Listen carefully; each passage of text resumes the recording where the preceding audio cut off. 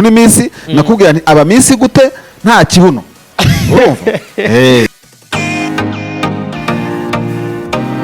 nongeye kubasuhuza mwese mudukurikirana mu buryo butandukanye haba kuri wa3.bwiza.com ndizera yuko mukomeje kugenda mumererwa neza mu bice bitandukanye.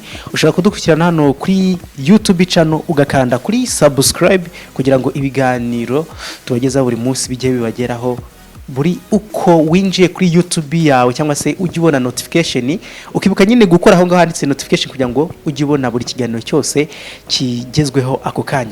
Nitwa niyo Mungiro David, ikiganiro ni isi n'abantu ndizera yuko kibuze kuba ryoherwa.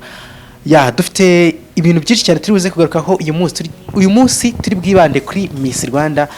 Nicyo kintu kigezweho hanze ahangaha aho waca hose nta muntu utagira icyo akubwira kuri Miss Rwanda. Sinjye nyine muri iki kiganiro ndi kumwe na mugenzi wanjye David Eugene Marshall, umwe mu bantu bakurikirana Miss Rwanda gake cyane gashoboka. Ariko kuba utayikurikirana ntibivuze yuko hatari ibyo uyiziho. Ntabwo ari ukuvuga ko hari habuze nabike nyiziho, ariko ikintu cyabiteye nabwo ntago ari ikintu kidasanzwe. No kubera ko ubundi Miss Rwanda hanini nabonye ikorwa n'abakobwa bananutse kandi ngewe nkaba tutabijyanamo neza. Bazadushakire Miss ijyamo abantu babyibushye nyine. Ubundi ya Miss yaba Miss Vivine, urayibuka Miss Vivine? Uramuzi ufite nk'ibiro 100 bingahe? Ndamuzi. Uriya Miss Vivine ajya ryoshye ibintu. Bariya rero ni nk'abariya nyine umuntu abashaka kandi nanjye urabona yuko nta ndimo. Niba wenda hari ukuntu cameraman yakwega kwa kamera kwa kundi babyita ngo ni zoom. Niba ari zoom in, niba ari zoom out, ntumbaze. Zooming abigaragaze. Ubona gose ko hari ukuntu umuntu abari yubatse pe. Ariko bari abana ubundi ngo bajya no mu bita boot camp ngo turi bugarukeho. Abantu kavuga se ko bavuye muri boot camp ubundi ukabona batabyibushye se kandi bavuye muri hoteli. Nibyo turibuze kugarukaho muri iki kiganiro. Turibuze kugaruka mu dushya tugera kuri 15 twaranze Miss Rwanda. Muri make turarebera hamwe, duhere kuri Miss yo mu mwaka runaka zose uko zingana, episodes zose za Miss zatambutse mu myaka itambutse mu mateka y'u Rwanda. Ubwo ariko turavuga mu mateka contemporaine kuko ushobora no gusanga wenda we never know mu gihe cyo kwa Rwabugiri naho ba Miss barabagaho ariko wenda batabita ba Miss bafite uko babita abanyampinga nyine, babitaga nyampinga cyangwa se n'ubundi ko bitwa ati umukobwa ubundi umukobwa wese ni nyampinga. Umukobwa wese ni nyampinga, buri muntu wese ni Miss none, buri mukobwa wese ni Miss noneho. Ubwo no kuvuga ba Miss batorwa na ba Miss bishyiraho bitora aho ngaho ni bavuga ngo kuko mu Kinyarwanda hari umugani uvuga ngo abakobwa bose ni nyampinga. Ariko se ubundi David niba David wari twahuye ubundi bari abakobwa koko bari babeza se ubundi mu gihugu cyose muri rusange wowe ubona gute? Nukuvuga ngo uburyo kimbibonamo ni naba barabashije kugira amahirwe yo kwakirwa no kwigirira icyizere, kuko hari n'abandi basaba kujya muri Miss Rwanda ntibakirwe barahari. Gusa icyo umuntu yavuga no ko mu dushya turibone twagiye tugaragaza amateka ya Miss mu buryo butandukanye. Niba ruko wenda Miss Rwanda 2021 cyangwa se 2021 isa nkaho yabaye, birumvikana turi mu bihe bigoye cyane bya COVID-19, kandi nkaba navuze ko maybe nshobora kubona kurikiranira hafi cyane habugufi ibintu bya Miss Rwanda. Aho hari ubwibaze ngo bagutumiye gute udakurikirana ibya Miss Rwanda, ariko ndagira ngo mbwira abantu yuko wenda hangabaye nk'wisegura burya hari umuntu umwe bita nyakwigendera Sayinzoga. Sayinzoga ari umukomiseri ndetse yanayoboye komisiyo y'igihugu ya demobilisation, akaba ari n'umuhanga mu bintu bijyanye na karate n'umutoza. Yigeze igihe kimwe ari mu marushanwa ya karate hariya muri Kigali, nuko aza kuvuga ijambo rya hashize nk'imyaka 20 ko ntabwo rijya rimvamo. Yarimo yigisha abakarate karabwira ngo sha ngo mwega ibyo ngibyo ngo bamwigira ngo mwari muzi ko umuntu utazi karate ngo yagukubita ingumi zo mu kajagari ngakaguhabya. Dr. Shaka kuvuga niki umuntu udakurikirana hafi ibintu bya Miss urumva ashobora nyine nawe kukubwira katazo muri Miss kandi ku rwego rukomeye cyane. Kubera ko hari n'abantu badafana futu akaba yakubaza ariko akabaza nk'umunyamakuru nk'abari abarugimbana ba Axel ubona babaza ibintu by'umupira cyane, urumva akakubaza ariko se Axel niko rugimba ubundi kubera iki mu mvura abantu b'abakinnyi bakina banyagirwa kuki badakinira ku stade asakaye? Ubu habuza amafaranga yo gusakara ama stade yose agize isi abantu bakibera umupira bagakina umupira batanyagirwa. Ariko umuntu w'umutekinisiye by'umupira akakubwira ati hari itegeko, hari amabwiriza yo muri FIFA asobanura yuko wenda stade y'umupira itagomba kuba isakaye yose, nibura bagomba gusigaza akantu kangana n'iriya peruze abantu bakiniramo kadasakaye hejuru. Ubwo njye ntabwo wambwira rero ngo kuki batagasaka, ahako gende bagurikira mpita mbona abantu babakinyi bararenganye ko nta mpamvu yo gukina umupira unyagirwa kandi uri Burayi kandi n'ubushobozi buhari. Ibyo rero bibazwa n'umuntu utamenyereye ibya football. Uko umenyereye ibya football wirirwa kuri za Emirates Stadium, wirirwa kuri za ndende byose ibintu nk'ibyo ababizi nyine ko ibibuga by'umupira bidasakarwa. Utabizi reka guhata ikibazo nk'icyo kikakuzengereza sometimes ugasanga ntabwo uragisobanukiwe. Ubu rero witegure ko wowe uba muri showbiz nshobora kuza kuguhabya rwose mu bintu bya Miss Rwanda. Ya nta kibazo ukajya ubwira uti umuntu ni Miss nakubwira nti aba Miss gute nta kibuno. Yangaye nguko tubuze kugaruka ku modoka y'imbabura yahawe Miss Rwanda. Ngo hari mu Miss wahawe imodoka y'imbabura. Bari buze abadukurikiye bari buze kubimenya ese byagenze gute kugira ngo ni imbabura y'imodoka cyangwa ni imodoka bimwe mu byo turi buze kugaruka. Nta kibazo ubwo no kubwira abantu ko turi bugaruke kuri byinshi bitandukanye. Turi buze kugaruka kuri Miss wabyaye kiri mu irushanwa, nabyo turi buze kubigarukaho. Yabyaye umwana yabyariye mu irushanwa se. Ni bimwe mu byo turi buze kugaruka muri kino kiganiro. Icyo basabwa wowe turakara kuri subscribe ni kugira ngo ariko ubundi ubwo uri tuza kugira aho ngaho ngende nkubwira ntereka nkubwire umuntu wavuze ngo Miss wabyaye wo mu irushanwa uzaza kumbwira niba muri kuko niba utitwaje critères za Miss ahanga iki kiganiro rwose kirimo inuza kibamo intambara ariko nziza. Icyo nshaka kuvuga ngo umuntu ubiseka nkubwira uretse ko ba Miss batajyaho petetre kugira ngo wenda abagabo cyangwa babenguke mu buryo bumwe cyangwa ubundi, ntabwo mzi niba muri izo critères birimo cyo ukaba wumva cyo gituma ntajyamo kuko nkunda aba Miss babyibushye bafite amataye bafite amabere manini munini ari mu Miss koko urumva. So rero uko mbyumva nibya byo kutasobanukirwa uraza kunsobanurira. Ubundi umuntu yarabyaye mu gihugu kigendera ku bintu bya agenda no kuba wenda utatera stigma cyangwa se ipfungwe ku muntu wabyaye. Ubundi umuntu yarabyaye ashobora kuba narahotewe on sait jamais akaba yiyumva kuki atajya muri Miss, cyangwa se hari abantu barenganira mu bintu bya Miss urumva. Hakwiye niba koko ari critères za Miss Rwanda zigenda no kuri critères mpuzamahanga, ariko abantu bashyira agaciro ko kabo kakwa kundigeze kuba ba Miss babyibushye nyine ba Vivine yabaye Miss Rwanda urumva. Noneho hakajyaho na ba Miss ariko bo mu cyiciro cyarenganyijwe n'amateka babyaye urumva, bamaze kubyara abafiye mère urumva, nabo bakaba bajyaho bakakanyuzaho. Si ureba uretse ko bavuga ngo wenda ngo amateka agize gute ntagatunganye neza, abantu banabyigaho bakanareba. Hari umukecuru muhura iyo ugiye nko mu cyaro ugasanga asokoje icyo bita uruhanika afite na zamvi ashyizemo n'urugori. Yego mu minsi ntabwo banganya bajya binyonga gutya tukiri aho ngaho hari ushobora kubona Miss b'abakecuru donc sinzi ukuntu babikora, ariko abakecuru bagasokoza uruhanika bagasokoza urugori bagakenyera neza. Donc niba tubyita Miss simbizi, ariko izo spectacle kugira ngo tutaza kujya kure cyane ubundi turi buze turi kuri Miss Rwanda, ariko hari ibice byarenganye turi buze kugaruka ku ntego zayo cyangwa se ibyo bagendera. Turaza kuricaho ku mayange bamugana ko kubivuga abagendera ku bwiza umuco n'ubwenge. Ubwenge bari baturusha ubwenge bose se buri yatiri buze kureba ese koko ubwenge gute ko hari umuntu bageze kuzana muri Miss afite biyote yenda kuba ifite amanota afite ubushorishori umuntu yakoza imitwe y'intoki yicaye. Ako icyo ngicyo gishobora kuba wenda wamenya, ariko wasanga wenda bitari no kuri. So reka tujye muri Miss Rwanda mu byo, ariko gusa ibice byarenganye bizarenganurwe, abantu babyibushye tubone ama Miss yabo yongera garuke urumva. Abakobwa dukunda kwita ngo abakozi bo mu rugo bandi bavugaga bati natwe iyi Miss ntabwo tuzayiburamo, ndetse n'ugeze gupostinga biteza ikintu kimeze nk'ikibazo urumva. Niba umuntu akora mu rugo akaba adafite atabashobora kujya muri secondaire wenda ngo agire ubwo bwenge kubipima, akunda gupimiraho ngo yarangije secondaire urumva, kuko ubwenge bavuganya ngo ni muri secondaire n'iki, bakwiye kureba bakavuga bati aba Miss bafite imyaka yisumbuye barangije bafite za degree, tukareba ubwenge bwabo na teza zabo bakoze muri kaminuza urumva. Bafatire ku myaka gusa ngo ku myaka iyi n'iyingi ibiri n'ibi ngo ibintu bya obstacle by'ibiro obstacle z'amanota muri secondaire na muri kaminuza bajyemo. Ariko cyane kwa kuri supermarket avuganira abantu, ariko icyo kibazo zakimaza kandi kwa kabiri dufite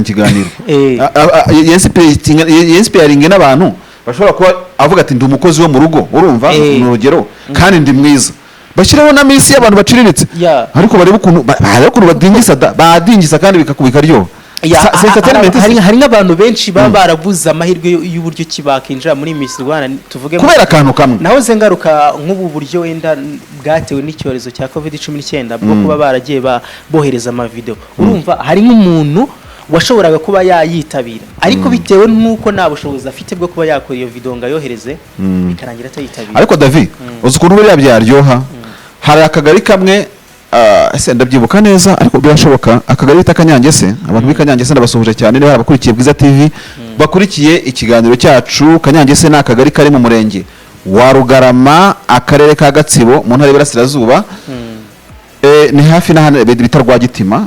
hari akagari kamwe gashobora kuba karigeze gutekereza ikintu cyo gukora minsi w'akagari noneho ibi twita Miss Rwanda. en fait icyo nshaka hano kuvuga muri ubwo buryo navugaga ngo abantu bo mu bice bitandukanye nabo bagira access ku bumisi maybe butari bumisi Rwanda par exemple nabyo birashoboka.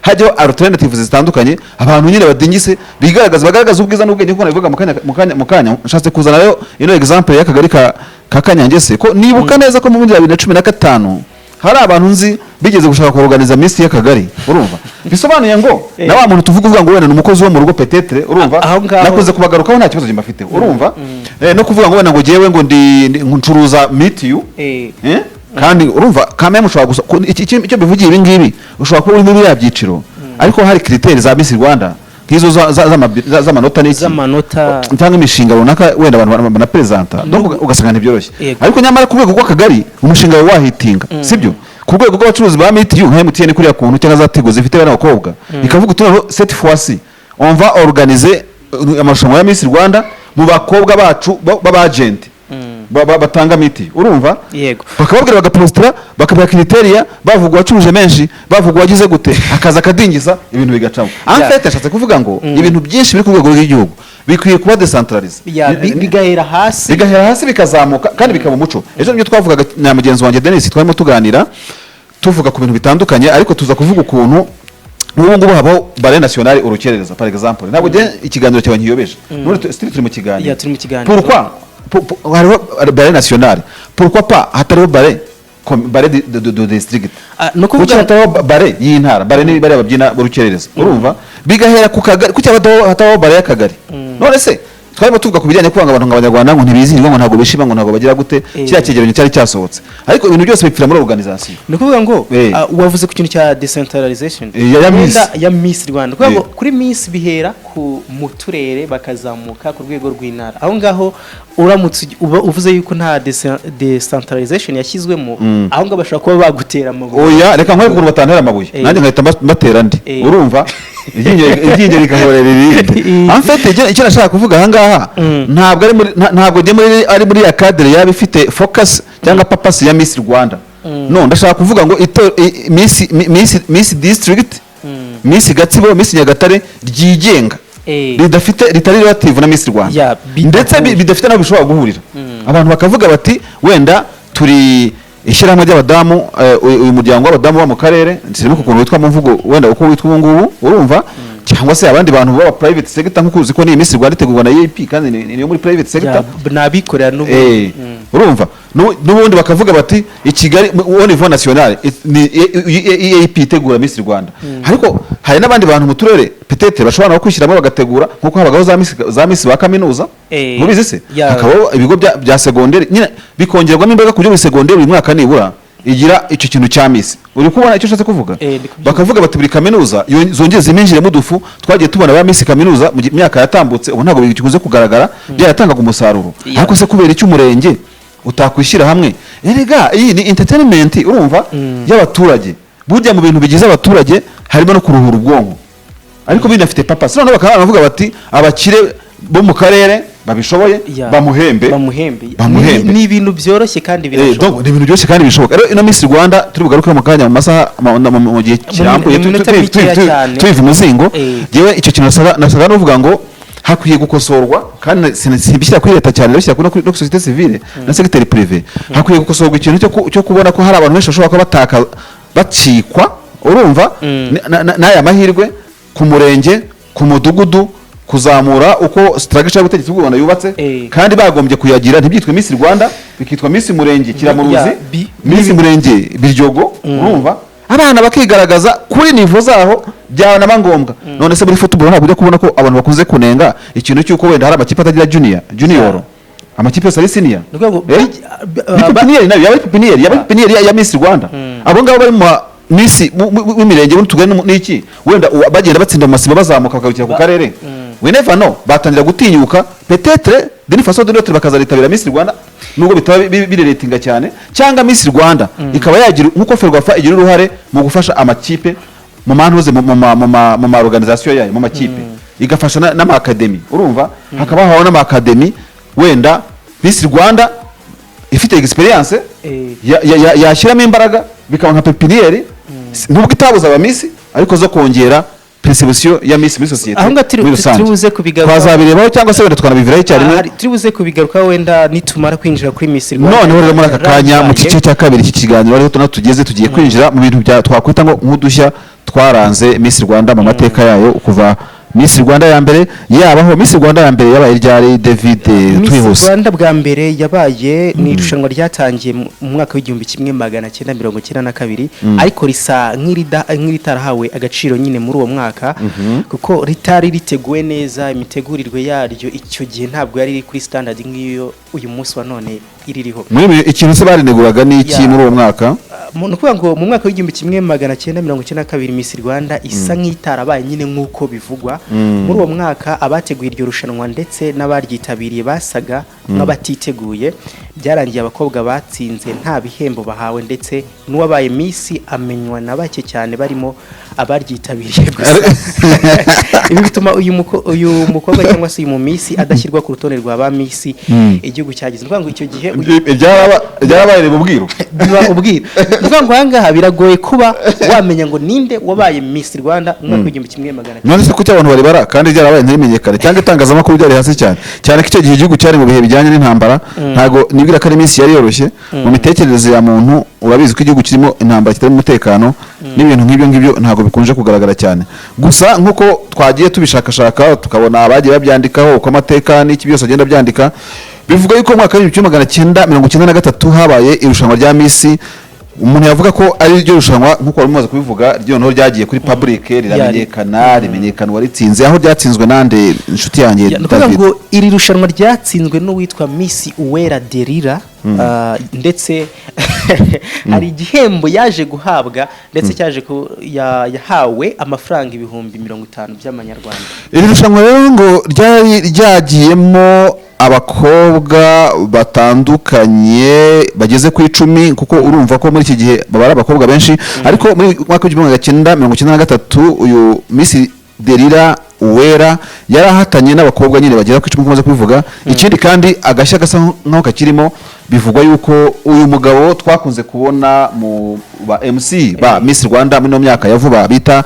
Lion Imanzi no munyamakuru uzwi cyane kandi akunze kumvikana cyane ayobora ibiganiro mbwirwaruhame binini cyane kandi tukanabona ko Lion Imanzi ni umuntu wubatse izina no mu no kwamamaza ni umuntu uzwi cyane Lion Imanzi kuba umuntu yakwiga muvugaho ntabwo numva ko ari ibintu wenda twatindaho none rero irushanwa ngo ryabere ku Hotel Sherland ariko Hotel Sherland yubatse izina no kuvuga ngo niho ryaje kubera bamwe mu bakobwa baryitabiriye bahawe amasabune n'amavuta byose akaba ari bimwe mu byatanzwe n'uruganda rwa hano mu Rwanda ruzwi nka Surfo Rwanda kandi bikongera bikavuga yuko ngirushanwa ryateguwe n'iduka bitaga Partners International ntago iduka narindize ariko uyu mukobwa yari mwiza umukobwa yari mwiza sinzi niba muri no nkuru yacu uri bugende ugerageza gusangiza abantu badukurikiye amafoto y'abakobwa bari buze reka nkubwire rero urumva no mukobwa rero n'uwamugarura akamugarura mu Miss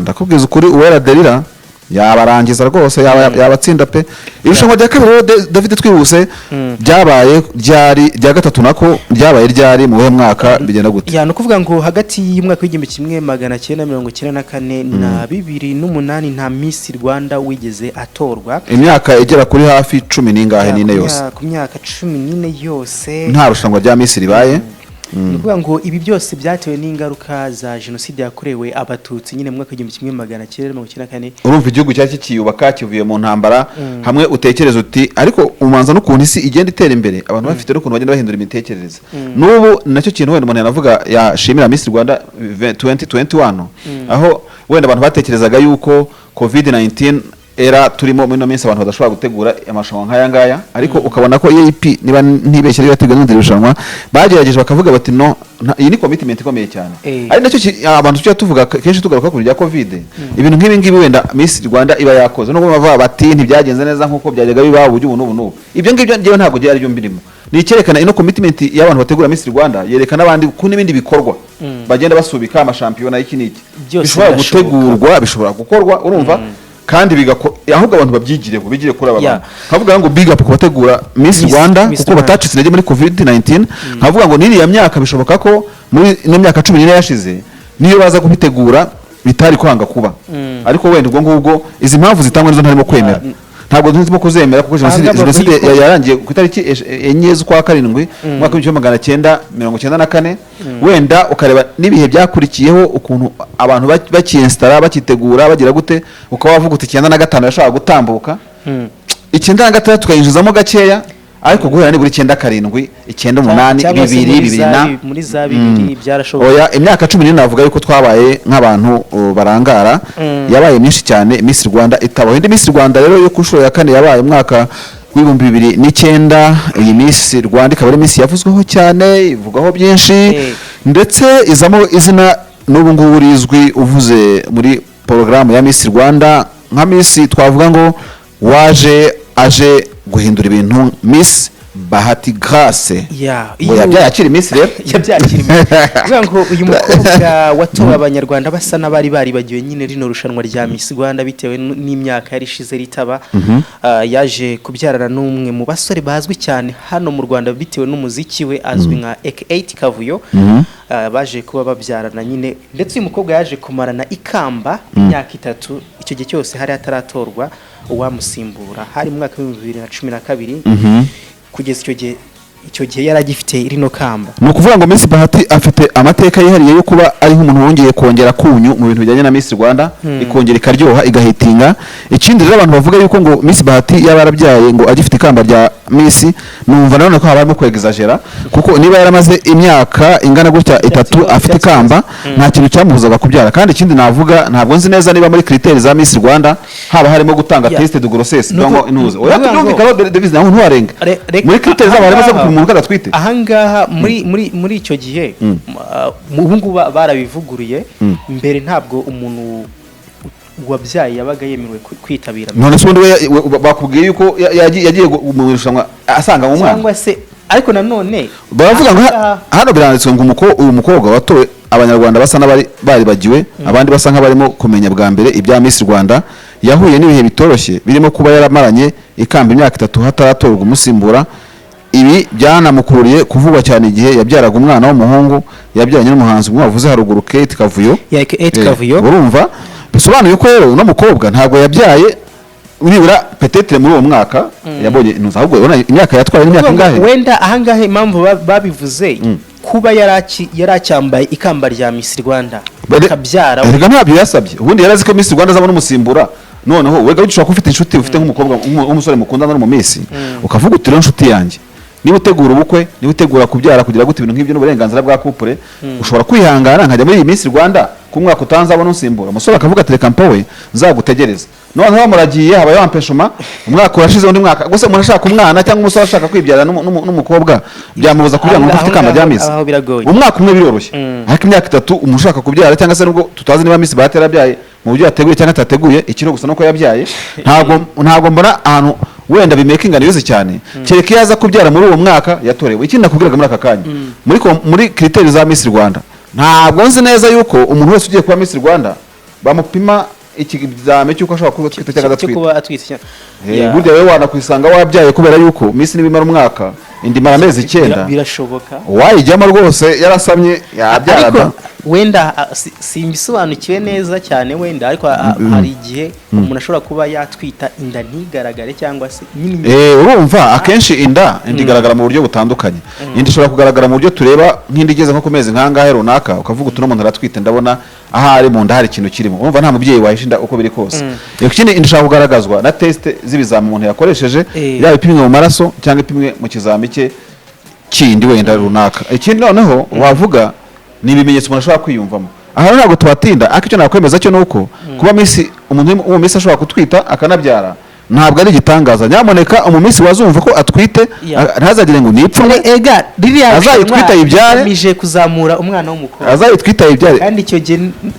abyaye ntabwo bikuraho yuko akiri umukobwa ariko ribarwa riraye hari n'ubuvugizi bajya bakora bw'inda abamisi bakunda gukora ubuvugizi ku nda zitunguranye nawe yatanga ubuhamya ko yatunguwe n'inda urumva rero kwigisha abandi ariko ntabwo tubibifurije gusa Miss Bahati ngo yabyaye akiri Miss nashakaga uburyo making and using ngasanga ni ibintu bisa nkaho byoroshye kandi bishoboka. Ndabona Miss Bahati ku ifoto ari kumwe n'umuhungu wiwe, umuhungu mwiza cyane wambaye karuvate. Oh my godness, umwana mwiza cyane. Tugiye kuri Miss rero ku nshuro ya gatanu David.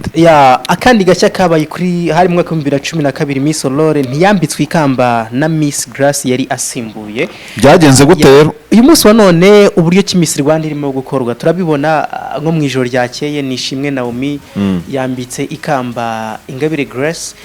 Yano kuvuga ngo uko bagenda basimburana umwe ucyuye igihe akuramo ikamba akarehereza uje nyine ariko siko ahanga byaje kuba bigeze. Ubwo se byageze gute ngo hari ku itariki ya mbere z'ukuboza umwaka wa 2012 ngo nigo hagomba kumenyekana Miss Rwanda ugomba gusimbura Miss Bahati Grace wari umaze imyaka 3 yambitswe ikamba nka Miss Rwanda nuko ngo bigenda gute none abakurikiye irushanwa batangajwe no kubona ubaye nyampinga muri uwo mwaka ari we Aurore Mutesi Kayibanda adashyikirijwe ikamba na nyampinga Bahati Grace nyuma yuko atatume muri ibi birori kuko yari yarabyaye umwana kandi mbere yo kuba Miss yemera ko atazabyara ngo ashake umugabo acyambaye ikamba. Kayibanda Aurore yamaranye ikamba imyaka 2 kuko umwaka yagombaga gusimburwamo wa 2013 nta matora ya Miss Rwanda yabaye nkuko twari tumaze kwigarukaho nyine. Urumva yuko iyo winjiye muri Miss Rwanda barakubwira bati ntabwo wemereye kubyara noneho akuramo rino kamba. Noneho kuri Miss Rwanda kuri bamwe ni nk'uburyo bwo kuboneza urubyaro. Ahangaha kino kibazo hano ngo kuvuga ngo nta muntu warongorwa ari Miss kare umva rero nkubwiye jewe mbonye uw'Imana yaduhuje urumva ngo nuko ndi Miss navuga ntereka tuko none cyangwa se gukora ubukwe biremewe gukora ubukwe ariko ntabwo ushobora kubukora hari wenda ntube wabyara. Oya muntu abukoze ubukwe nka Miss amaze icyumweru yabaye Miss agahita mutenda muri icyo cyumweru umwaka washira akabyara birashoboka. Ubanza no gukora ubukwe bitemeye tuzabaza abantu babizi neza biroroshye kuko uyu munsi wa none Miss amara umwaka umwe ntekereza yuko umwaka umwe David umuntu wabyaye ubundi wowe biology amezi 9 yabyara amezi 9 yabyara ubwo rero agenda bangasanga ni mpamvu wenda izi criteri rwose zibaye wenda arizo ariko baje bazoroshye uko none uzi umuntu yifitiye mu fiancé akavuga ati uno mwaka ntashobora kubihangana ashobora kuzansanga yanteye inyuma umuntu ku Miss ashobora kumutera indoboda ngakurikiye ubumisi bikaba wenda bituma benshi batabyitabira bavuga bati uno mwaka sinazabumana ntari mu rukundo rwimbitse urumva ariko ahandi umuntu ashobora gukunda rufite urukundo rufite hajya umurambararo niki umurambararo no kuvuga no uburebure ni diametre naho se ubujyakuzimu bwita ngo ubujyakuzimu aho biranshanze profondeur mu gifaransa no kuvuga ngo rero umuntu afite urukundo rufite profondeur ndende ubanza atapfa kujya muri Miss kuko ashobora kujyamo ugasanga baramubangamiye ngadashingirwa ngatazabyara ngatazagira gute. Niyo mpamvu wamugana ni Miss ngo no mfite amategeko akaze iyo umukobwa agiye kwijyamo byangora cyane. Mu mwaka wa 2014 nanone akandi gashya kabaye hajemo ariko nyuma gato tubonye ko nawe yamaranye ikamba imyaka 2 abantu babyibuke urumva rero ko Imana yamufashije wenda akabivamo amahoro na imyaka yagiye ku 3 nawe yari akwiye gutanga ituro ry'ishimwe ko nawe yabonye arokotse iyo myaka 2 amahoro wenda byari kumuraburana. Akandi gashya kabaye mu mwaka wa 2014 umukobwa yavuze igifaransa kitaba. Okay, uyu mukobwa rero muri Miss yo ku nshuro ya gatandatu ngo ni rushanwa ryabaye ku itariki 23 z'ukwezi kwa 2 2014 umuntu yavuga ko iri rushanwa riri ngiri bisiganyweho iminsi 3 gusa noneho ngo ni rushanwa ryegukanye no mu bita Akiwacu Colombe yambitswe ikamba none Aurore Mutesi nibwo yabuze umwambika ikamba ariko we ngo yaragiye yaramwegera ari mwambika yari mwambitse kubera ko yatsinze ikizami we ntatwite mu gihe bari Igifaransa ngo cyavuga ngo kishaka icyo Igifaransa yara kambanze n'umukobwa witwa Umuhoza Gislaine yasubije ikibazo bigaragara ko mu by'ukuri atazi ururimi yari abajijwemo abakemura maka ngo si vous étiez un jour nommée maire de la ville de Kigali. ntabwo bavuga la ville bavuga la ville iki ngiki nicyo yaje kubavuga. Nuko ngo ahangaha umukemurampaka yaramubajije ati si vous étiez un jour nommé maire de la ville de Kigali, quel est le problème que vous allez régler et pourquoi ce problème? Muramutse mubaye umuyobozi w'umujyi wa Kigali, buri kihe kibazo cyihutirwa wa kwibandaho mu gukemura? Ahangaha nyine akaba umuyobozi cyangwa se umwe mu bakemurampaka yaramubajije ati muramutse mubaye umuyobozi w'umujyi wa Kigali, ni cye kibazo wakwibandaho mu gukemura byihuse? Uyu mukobwa Moza Gislaine yaje kuba asubiza ati le problème que je vais régler c'est le problème des enfants de la mère qui vont mourir avant né. Le problème que je régler c'est le problème des enfants qui ont avant né. Ahangaha akaba yaragiraga ati tugenekeje ibyo yashatse kuvuga ngo azita ku kibazo cy'impfu z'abana bapfa bavuka kugira ngo gishakirwe umuti. Ahangaha nyine murabyumva uyu mukobwa yasaga nk'ushaka kuvuga yuko nyine yarwanya nyine ikibazo cy'abana bapfa mbere yo kuvuka. Nyine ibyo bintu nyine urumva yuko ni ibintu nyine bidasanzwe. Akandi gashya kagiye kagarukwaho muri Miss Rwanda, uwitwa Miss Crombe yahawe imodoka ishaje. Uyu mukobwa Crombe akiwacu yaje kuba ahabwa imodoka yari imaze igihe ikora. Bijya gutangira ngo Minisiteri y'Umuco yari yaravuze ko izahemba uyu mukobwa imodoka yo mu bwoko bwa Hyundai i10 Grand nshya ifite agaciro ka miliyoni 13, gusa birangira ahawe Nissan ifite agaciro kari munsi y'ayo mafaranga yari imaze igihe igenda mu muhanda. Akaba ariko byaje kuba bigenda kuko yasohotse muri Majerwa hari tariki ya 27 Gashyantare mwaka 2013 ihabwa Miss Rwanda ku itariki ya 23 Gashyantare mwaka 2014. Nuko ngo iyo modoka yari imaze umwaka ikora. Mukandi gashya katishimiwe n'abantu ni nyuma yuko uwitwa Crombe akiwacu ndetse na Miss Olole haje gukwirakwira ku mbuga nkoranyambaga ifoto barimo gusoma King James. Iyi foto yaravuzweho cyane, ariko hari ibitekerezo byagiye bitangwa bitewe nuko abo bakobwa bagaragaye barimo gusoma uyu musore King James. Ndetse bamwe bakavuga bati ese ibi ngibi birakwiye ku mwari cyangwa se ku mukobwa uri noneho mu irushanwa rya Miss Rwanda urimo kugaragaza umuco kuba bagaragara barimo gusoma umusore ari abakobwa babiri. Akaba ibi ngibi nyine byaraturutse ku ifoto y'icyo gihe nyine abo bakobwa bari barimo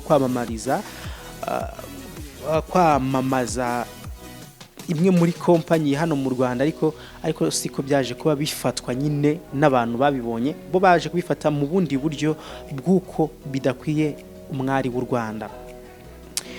Hari mu mwaka w'2015 naho haje kuba gashya aho Miss Kundwa Doriane yatorerwaga kuba Miss Rwanda, ariko benshi bakavuga yuko Miss watowe ari umunyamahanga. Ibi ngibi byarabaye biravugwa cyane yuko Miss watowe atari umunyarwanda, bitewe nuko mu gihugu cya Uganda benshi barishimye bavuga ati hagiyeho Miss wacu. Benshi baramwishimiye mu Bagande bavuga yuko akomoka muri kino gihugu cya Uganda ndetse avuka mu mujyi wa Kampala. Akaba nyine byaraje kwitwa Miss w'umunyamahanga. Hari mu mwaka w'2016 nibwo haje gutorwa Miss. Icyo gihe bavuga yuko ari Michael Jackson. Uwo Miss watoye muri icyo gihe yiswe Michael Jackson. Icyo gihe nta kindi byavuyeho. Muri uwo mwaka hari hatowe uwitwa Miss Mutesi Jolly bitewe n'uburyo ki yasaga. Murabizi mu Miss yashize hagiye hagaragara abakobwa bamwe bagiye bagerageza kwihindura amasura yabo. Ahangaha byaturutse kuba uyu mukobwa Miss Mutesi Jolly mbere yari igikara, ndetse nyuma hakaza kugaragara imwe mu ifoto ye agaragara nk'aho ari igikara, ndetse uruhu rwe nyuma rwarahindutse. Kuvuga ngo mbere uyu mukobwa nk'uko muri buze kubibona ku mafoto yacu turi buze kubagezaho, muri buze kugenda mubona uburyo ki uyu mukobwa Miss Mutesi Jolly imbere yari igikara ndetse nyuma akaza guhinduka inzobe. Impamvu bamugereranyije na Michael Jackson, murabizi uyu muririmbyi rurangiranwa wakunzwe cyane mu myaka yashize. Michael Jackson yaje nawe kwihinduza isura, akaba ariho byaje kuba biva. Naho mu mwaka wa 2017 agashya kabaye, naho haje umukobwa witwa Miss Gisabo yaravuzwe karahava cyane, ndetse n'uwitwa Kariminya nawe asiga imvugo. Nukuvuga ngo uyu mukobwa witwa Kariminya yaje kumenyekana nawe muri iyo Miss y'icyo gihe mu irushanwa ryashojwe ku itariki ya 26 Gashyantare mu mwaka wa 2017 ku nshuro yaryo ya karindwi, nibwo Iradukunda Eliza yatorewe kuba nyampinga wahize abandi, naho Uwasehirwa Honorine wavuzwe cyane kubera uburyo yari ateye neza aba Miss wakunzwe na benshi, Miss Popularity. Havuyemo umukobwa Habiba Ingabire utarigeze ubona ikamba rya nyampinga w'u Rwanda nyuma yo kwiyamamariza guhagararira umujyi wa Kigali, bityo agaragaza umujinya mwinshi abinyujije ku rukuta rwe rwa Instagram, atuka byimazeyo umwe mu bakemuramaka Rwabigwi Gilbert. Nyuma Habiba Ingabire yagiye guhagararira u Rwanda muri Miss Supranational yo mu mwaka wa 2017. Muri uwo mwaka kandi izina Kariminya ryagoye benshi cyane mu bari mu cyumba nyine, ubwo Miss Kariminya wari watomboye umubare gatatu wanaje kuba igisonga cya gatatu cya Miss Iradukunda Eliza yageraga imbere y'akanama nkemuramaka yarivuze ati nitwa Queen Kariminya. Mike Krangwa wari uyoboye akanama nkemuramaka amusaba gusubiramo, maze arongera ati nitwa Queen Kariminya. Abakemuramaka bamubaje icyo bivuze, nawe ati bisobanuye umuhanda ngabo, umuhanga w'umuheto. Nubwo benshi batamenye icyo bisobanuye, nawongeye kubimubazaho, bahise bajya ku bindi bibazo. Ngayo nguko uko byaje kuba bigenda aho ngaho. Miss Queen Kariminya yadukanye inyogosho cyane, yakunzwe cyane, mwarayibonye, yaho abantu benshi bakundaga kwiyogoshesha bagaca akarongo mu musatsi. Akaba ari imwe mu nyogosho yazanywe n'uyu mukobwa witwa Queen Kariminya. Mu mwaka wa 2018 abakobwa bakamiye mu tudobo. Akingaka nagashya katungiye benshi cyane kubona abakobwa bari muri Miss Rwanda kandi yari igamije guteza imbere umuco nyarwanda, ariko biza kugaragara yuko abo bakobwa bari barimo gukamira mu kadobo kavamo isabune. Akaba ibingibi benshi cyane batarigeze babyishimira mu makomantere yagiye atangwa. Namwe nyine muri buze gutanga komantere uburyo ki mu byumva kuri icyo kintu. Nyuma yaho mwaka wa 2019 uwitwa Mwiseneza yaravuzwe. Uyu nguyu yitwa Josiane, niwe mukobwa waje muri Miss Rwanda. Icyatumye avugwaho cyane nukuba uyu mukobwa yaje agenda n'amaguru atwaye inkweto mu ntoki, aho nkuko mwagiye mubibona bamwe mu bakobwa benshi baza muri rino rushanwa rya Miss Rwanda akenshi bakunze kuza batwawe mu modoka, ariko siko byari bimeze kuri Miss Mwiseneza Josiane waje no kwegukana ikamba rya Miss Popularity, Miss wakunzwe cyane. Niwe mukobwa waturutse ahantu kure cyane, nkuko benshi bagenda bivuga ati Miss Rwanda ni irushanwa ry'abanyamujyi, ariko siko byaje kuba bigenda. Yaje kwegukana ikamba rya Miss Popularity, Miss Josiane. Indi nkuru yagarutsweho cyane mu mwaka wa 2019 abakemuramaka babaye abagore gusa, mu gihe mu myaka yabanjeho hagaragaragamo abagabo. Nicyo navugaho. Ikindi nanone kivugwaho nk'agashya kagenda kagaragara muri Miss Rwanda nuko bamwe mu bakobwa bitabira rino rushanwa akenshi birangira bigiriye hanze kwiberayo. Ni benshi cyane kugeza kuri ubu ngubu bamaze kwibera hanze. Akaba kugeza kuri ubu ngubu abitabira rino rushanwa rya Miss Rwanda bakiba hano mu Rwanda ari mbarwa. Nuvuga ngo kugeza kuri ngubu uwitwa Uwera Derira twabigarutseho niwe wabaye Miss wa mbere w'u Rwanda hari mwaka wa 1993. Ngubu yibera hanze. Uwitwa Bahati Grace nyuma yuko atewe inda na AK8 Kavuyo baje kwitabajya kwibera mu gihugu cya Leta Zunze Ubumwe za Amerika. Miss Rwanda 2014 Akiwacu Kombe ubu ngubu aba mu France, mu gihe Miss Rwanda aba muri Canada ya wa 2015 ngayo nguko udushya twagiye tugarukwaho cyane muri Miss Rwanda zagiye zibanza mu minsi yashize. Mu mwaka wa vuba hangaha uwitwa Nishimwe Naomi niwe watore kuba Miss Rwanda. Uyu mukobwa numwe mu bakobwa batavuzweho rumwe bitewe nuko yagize amanota makeya mu gihe yararangije icyiciro cy'amashuri yisumbuye atandatu kizwi nka advanced level. Uyu mukobwa yagarutsweho cyane bitewe nuko mu ntego za Miss Rwanda harimo kuba bagendera ku bwenge, umuco ndetse n'ubwiza, ariko kuri uyu mukobwa benshi bagiye banenga abategura Miss Rwanda bitewe n'amanota makeya yari afite. Uyu mukobwa rero mu ijoro ryakiyaraye asimbuwe n'uwitwa Ingabire Grace. Uyu mukobwa rero yaje kuba amusimbura, gusa hari byinshi cyane byaraye bibaye muri iryo rushanwa, aho uwitwa Ihozo Hope uyu mukobwa ni umwe mu bakobwa bagaragaye cyane mu irushanwa rya Miss Rwanda inshuro nyinshi, ariko ntabwo byaje kuba bimuhira yuko yaza kuba aritwara bitewe nuko byaje mu mbabare yitwa Akariza Hope. Niwe mukobwa wagaragaye mu irushanwa rya Miss Rwanda inshuro nyinshi cyane, ariko siko byaje kuba bimuhira kuri iyi nshuro kugira ngo aze kuba yakegukana Miss Rwanda umwaka wa 2021. Ntabwo byaje kuba bimukundira, ryegukanywe n'uwitwa Ingabire Grace. Uyu Ingabire Grace benshi bagiye bagaruka cyane ku myambarire y'uyu mukobwa, benshi bavuga yuko yari afite imyenda imeze nk'amabanga agiye kuguruka, ubwambure bwe buri ku karubanda. Ngayo nguko ni bimwe mu bintu benshi bagiye batangaho commentaire bitewe n'urwiki uyu mukobwa yari yambaye. Benshi bavuga bati se ibi ngibi nibyo, uyu niwo muco agiye kugaragaza.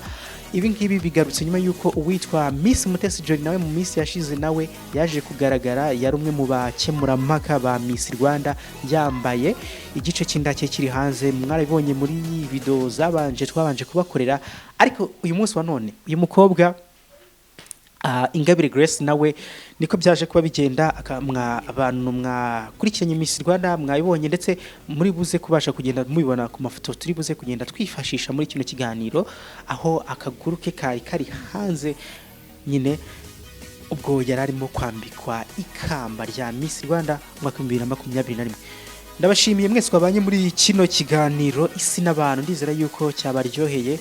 Nge nitwaniye mu David wakibageza gaho, ndizera yuko utrakanda kuri subscribe uyu mwanya no kugira ngo ugikore kandi subscribe cyo tubana mu biganiro byacu umunsi ku munsi. Mugire ibihe byiza.